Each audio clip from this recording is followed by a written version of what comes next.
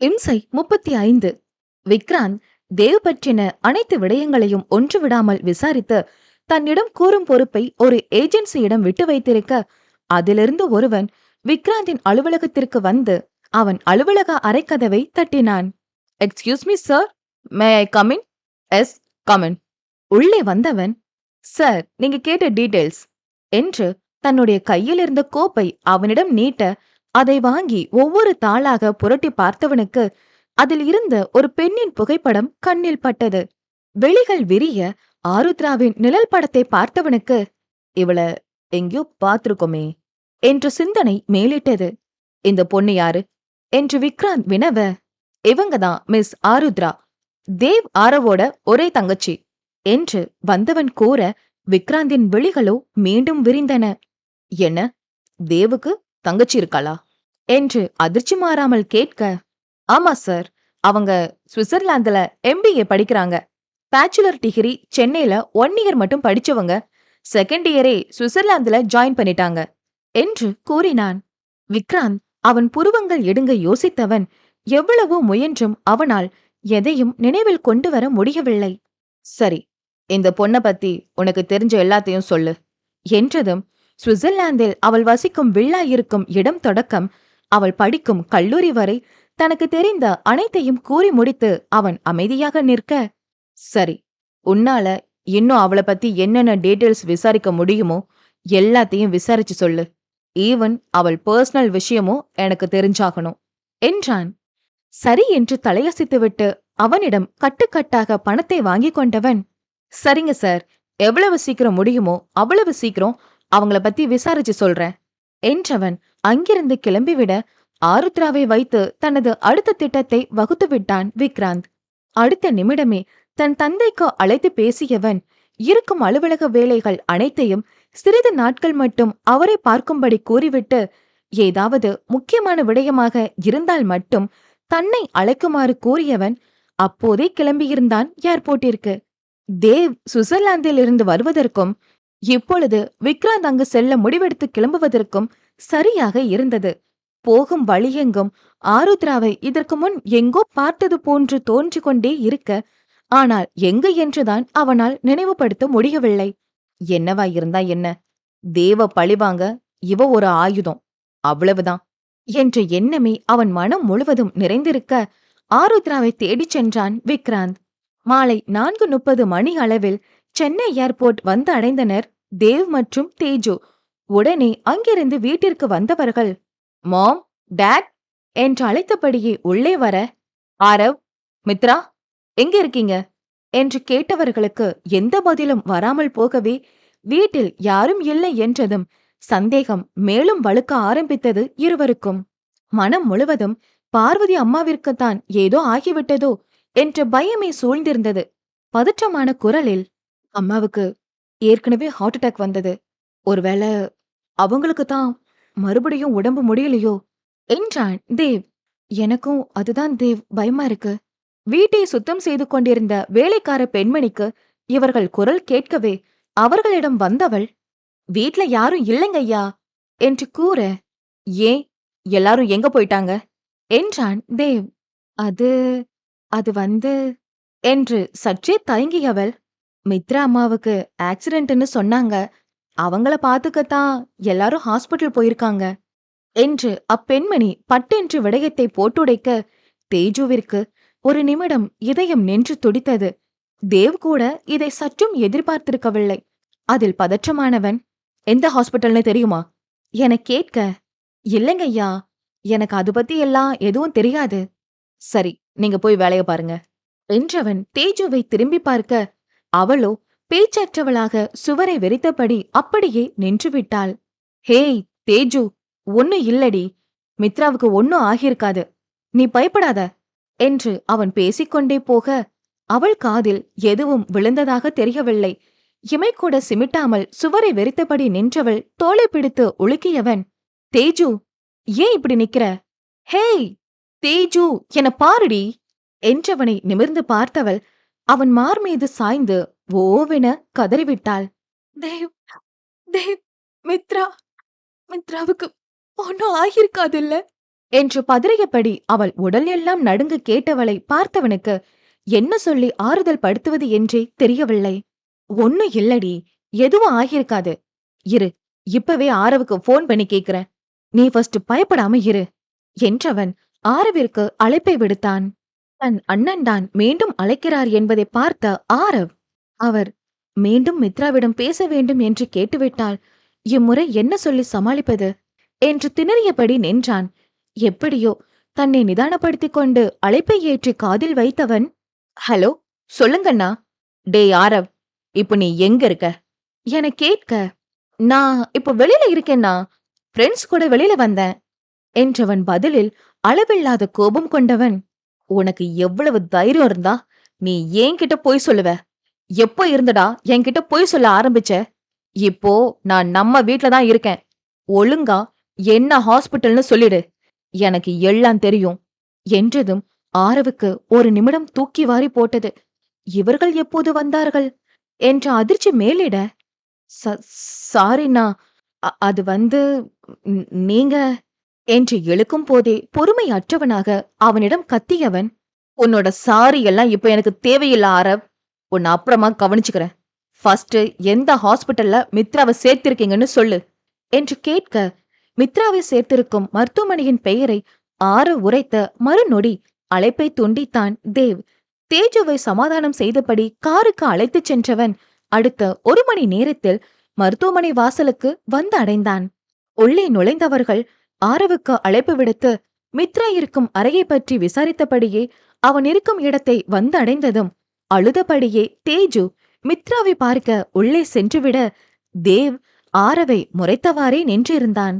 தன் அன்னையிடமும் தந்தையிடமும் சில வார்த்தைகள் பேசியவன் ஆரவை தனியாக அழைத்து சென்று விட்டான். மித்ராவை கண்டதும் தேஜு கதறிவிட்டாள்.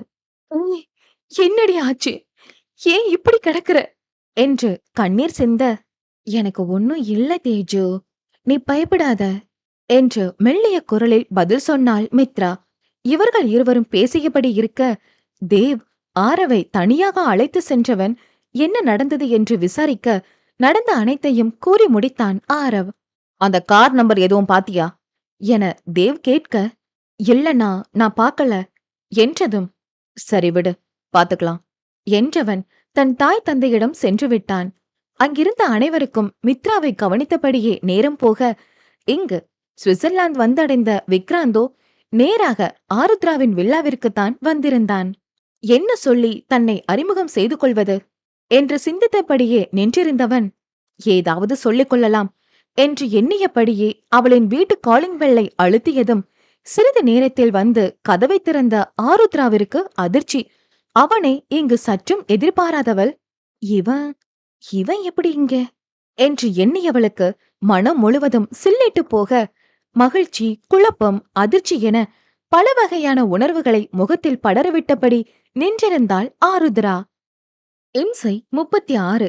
மித்ராவை ஸ்கேன் செய்த ரிப்போர்ட் வந்துவிட்டதாக செவிலிப்பெண் கூற, உடனே ஆரவ், தேவ், தேஜு மூவரும் மருத்துவர் அறைக்கு சென்றனர்.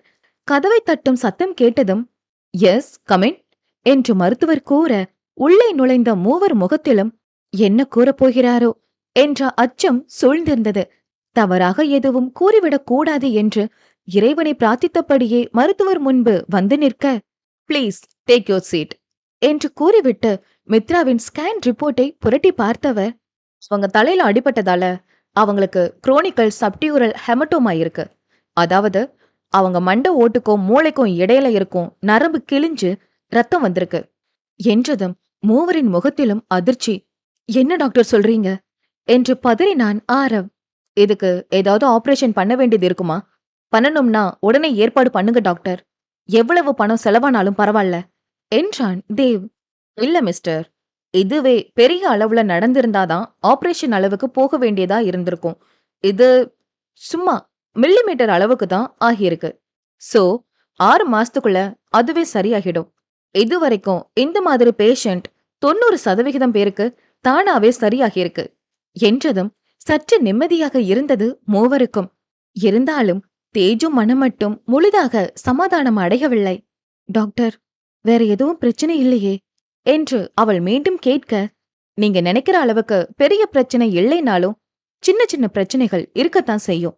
இன்னும் 4 வாரத்துக்கு எந்த சிம்டமும் தெரியாது. அதுக்கப்புறம் தலைவலி, குழப்பங்கள், தூக்கமின்மை போன்ற பிரச்சனைகள் கண்டிப்பா வரும் என்றதும் மூவரது புருவமும் இடுங்க. மீண்டும் பயம் தொற்றிக் கொண்டது. இல்ல, நீங்க பயப்பட தேவையில்ல. இதெல்லாம் தானாவே சரியாகிடும். ஆனா அவங்க அதுக்கு கம்ப்ளீட் ரெஸ்ட்ல இருக்கணும். அதுக்காக சொன்னேன் என்றவர். முழு நேரமும் அவங்கள கவனிச்சுக்க ஒரு ஆள் கூடவே இருக்கணும். எந்த விதமான ஸ்ட்ரெஸ்ஸும் இல்லாம ஒரு நிம்மதியான சந்தோஷமான சூழல்ல இருந்து நாங்க கொடுக்கிற மெடிசின்ஸ் எடுத்துக்கிட்டா எல்லாமே சரியாகிடும் என்றதும் சரி என தலையசைத்தனர். நாளைக்கே நீங்க டிஸ்சார்ஜ் பண்ணிக்கலாம். தென் 2 வீக்ஸ் கழிச்சு ஒரு செக்கப் மட்டும் கூட்டிட்டு வந்துடுங்க. அப்புறம் மந்த்லி ஒன்ஸ் வந்தா போதும். அவங்கள கவனமா பாத்துக்கோங்க என்றவர் சில மருந்துகளை எழுதி அவர்களிடம் கொடுத்தார். அதை வாங்கிக் கொண்டவர்கள் தேங்க்யூ டாக்டர் என்று கூறியவாறு எழுந்து அங்கிருந்து கிளம்பிவிட, வெளியே காத்திருந்த பார்வதி மற்றும் ஆதித்யன் இருவருக்கும் தேவும் தேஜுவும் மருத்துவர் கூறிய விடயத்தை கூறினர். ஆரவ் மட்டும் நார்மல் வார்டிற்கு மாற்றம் செய்யப்பட்டிருந்த மித்ராவை காண அவள் அறைக்கு சென்றான்.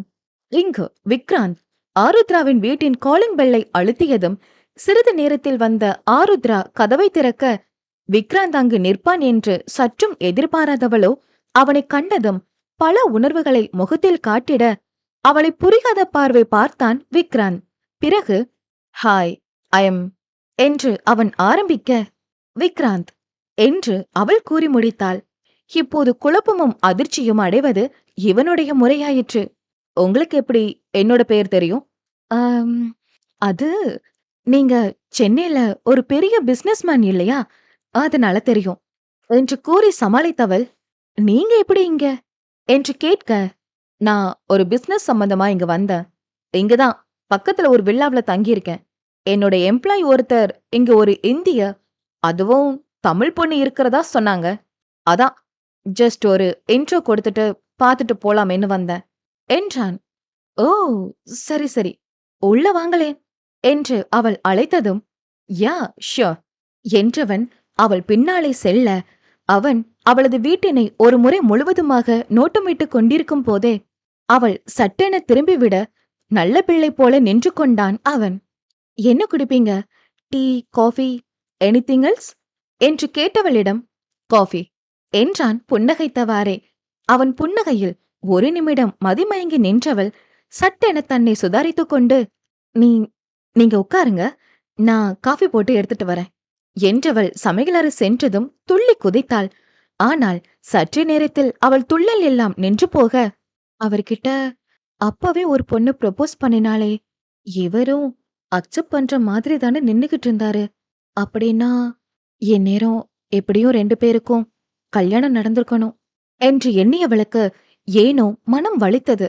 ஆருத்ரா சென்னையில் பிபிஏ முதலாம் ஆண்டு படித்துக் கொண்டிருக்கும் போது அருகில் இருக்கும் ஷாப்பிங் மாலுக்கு நண்பர்களுடன் அடிக்கடி சென்று வருவதை வழக்கமாக கொண்டிருந்தவள் அங்குதான் முதன்முறையாக விக்ராந்தை கண்டாள். அவனது கம்பீரமான நடையும் ஆளுமையான பேச்சும் ஆளை ஈர்க்கும் வசீகரமும் ஆருத்ராவை ஈர்த்துவிட, அவன் அங்கு வரும் நேரத்தை குறித்து கொண்டு தினமும் அதே நேரத்தில் தன் நண்பர்களுடன் செல்வதை வழக்கமாக வைத்துக் கொண்டாள். அவன் அறியாமல் அவன் பின்னாலேயே சுற்றித் திரிந்தவள் ஒரு நாள் எப்படியோ தன்னை திடப்படுத்திக் கொண்டு, இன்று எப்படியாவது அவனிடம் தன் காதலை கூறிவிட வேண்டும் என்ற முடிவுடன் இருந்தாள்.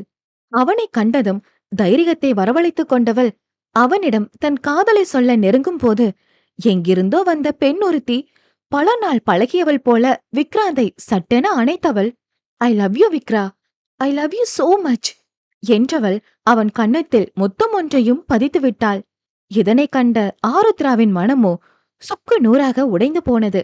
அதற்கு மேலும் அங்கு நிற்க முடியாமல் வந்த வேகத்தில் அழுதபடியே திரும்ப ஓடிவிட்டாள் பெண்ணவள். விக்ராந்தோ அந்த பெண் தன்னை அணைத்ததும் தனது மூரல்களை நரநரவென கடித்தவன், அவள் தனது கன்னத்தில் முத்தமிட்டதும் பொறுமை இழந்தவனாய் அவளை விலக்கி நிறுத்தி விட்டான் ஒரு அறை.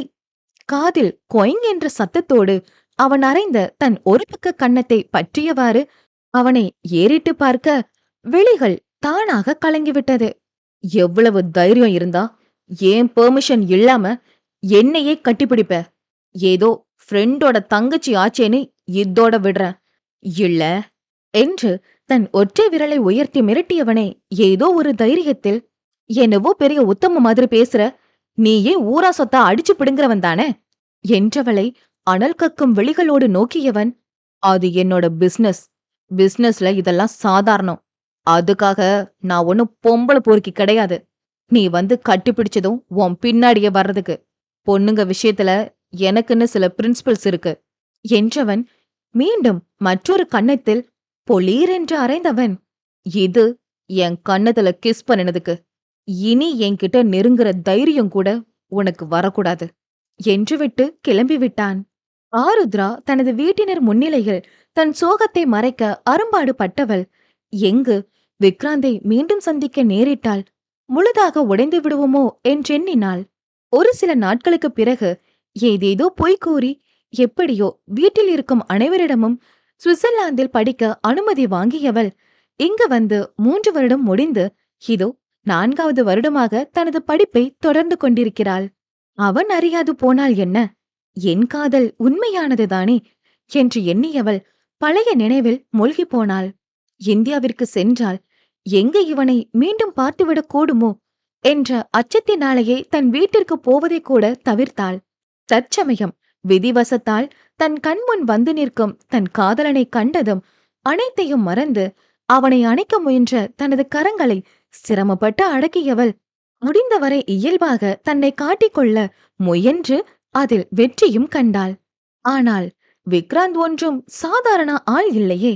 அவன் இவளது பேச்சிலும் பார்வையில் உள்ள தடுமாற்றத்தை கண்டவன் ஓரளவு ஆருத்ராவின் மனதை படித்துவிட்டான். தேவ், நான் வந்த வேலை சீக்கிரம் முடிஞ்சிடும் போலையேடா. உனக்கு இப்படி ஒரு அழகான தங்கச்சியா மச்சான்? இதோ கூடிய சீக்கிரம் மாமா உன் தங்கச்சியோட உன்னை மீட் பண்ண வர்றேன்டா என்றவன் வெள்ளத்தனமாக சிரித்துக் கொண்டான்.